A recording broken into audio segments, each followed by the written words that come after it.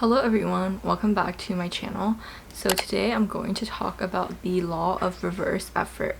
It basically states that the harder you try, the more effort you put into something, the harder it is for you to basically get that thing.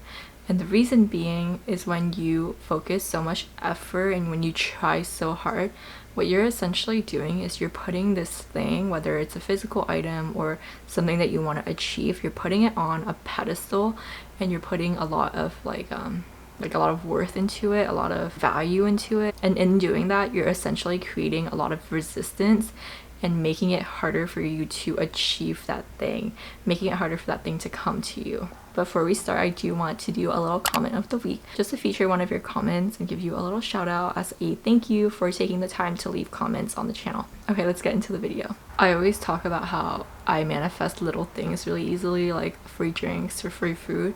And that's because there's just no resistance. I'm not putting these things on a pedestal. I'm not like invested in the outcome. I'm like, if it happens, it happens. If it doesn't, like whatever. I don't really care. And because of that, these things always come so easily to me and they always come so quickly. But when you are super invested in the outcome, when you're so like obsessed with the outcome, and you essentially are putting a lot of control, like you're being really controlling about it and you're like, it has to be this exact outcome, that's when you're kind of building up all that resistance that's going to prevent you from getting it. So the way to use the law of reverse effort in your favor is by sort of letting go of the resistance and letting go of the attachment to the end result, the attachment to the outcome.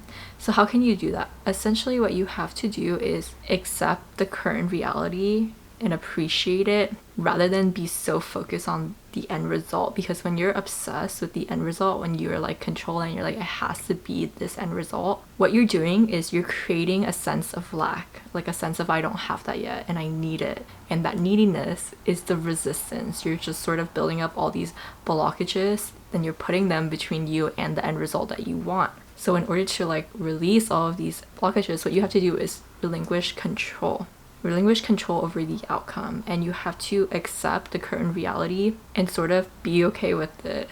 It's kind of hard for me to explain, because when you're okay with the end result not happening, that's kind of when it's going to come to you, because you're entering a more relaxed state of mind. It's kind of like when you're trying to fall asleep, and if you're like focused really hard on trying to fall asleep, it just makes it a lot harder for you to fall asleep and you just end up staying up all night.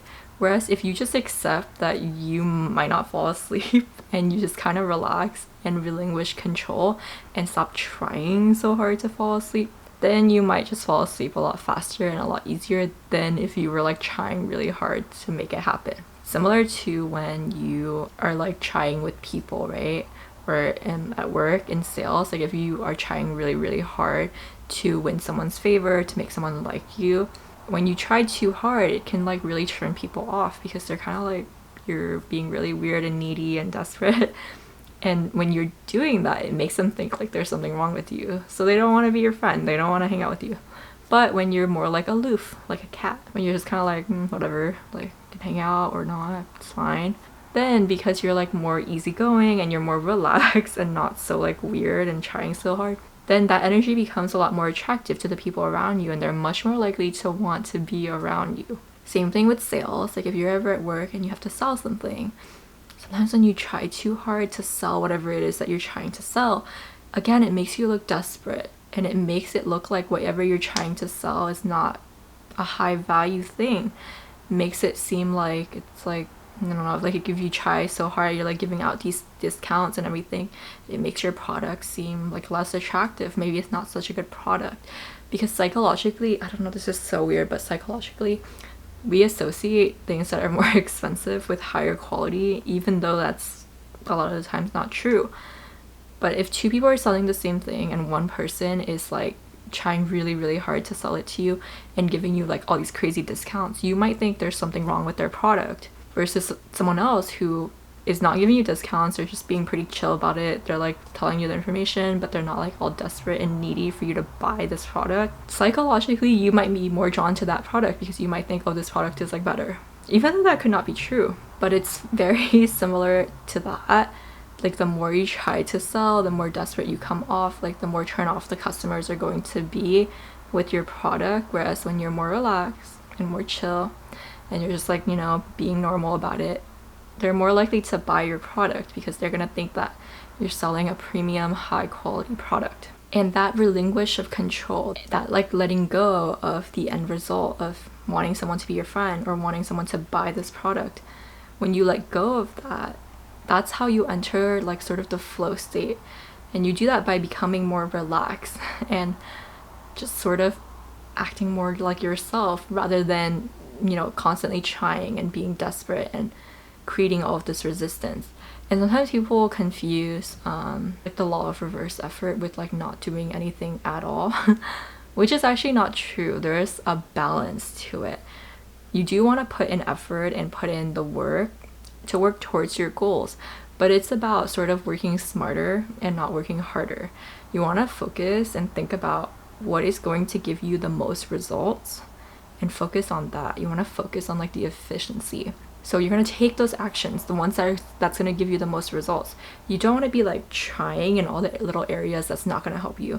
So an example I'll give you, like when I first started making YouTube videos, I literally thought like the more money I dumped into it to buy like more expensive equipment, the more like success I'll get. That's not true at all.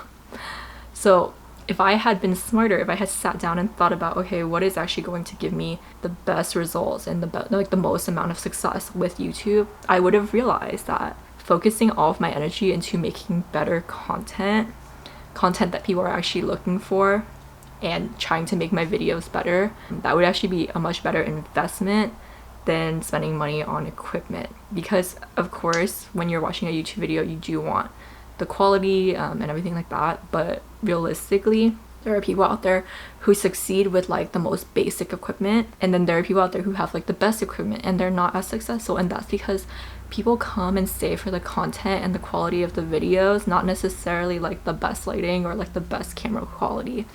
So if I had been smarter, if I had used the law of reverse effort to my advantage, I would have thought about, okay, what is going to give me the most results? What is going to be the most effective way to work towards my goals? And then I would have worked on that, and I would have eased up on all of the areas that didn't really give that much results. In doing that, I would have been working a lot less. I would have been working less.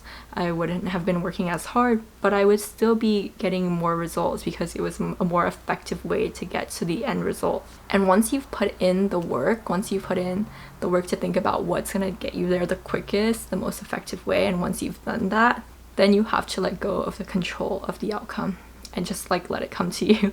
And you just kind of have to accept and almost like be okay and be happy with whatever your current reality is in order to attract the desired result, which seems so weird and counterintuitive, but that's just kind of how it works.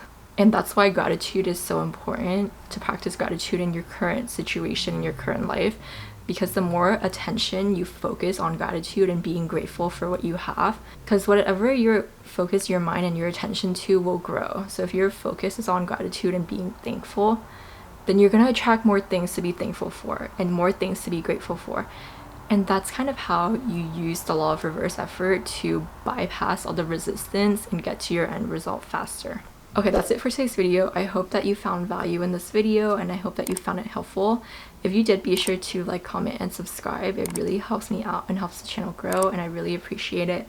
I am also selling these little notebooks on my Etsy store, so I will link them down below if you want to check them out. Okay, let me know what you want to see next, and I will see you next time. Bye!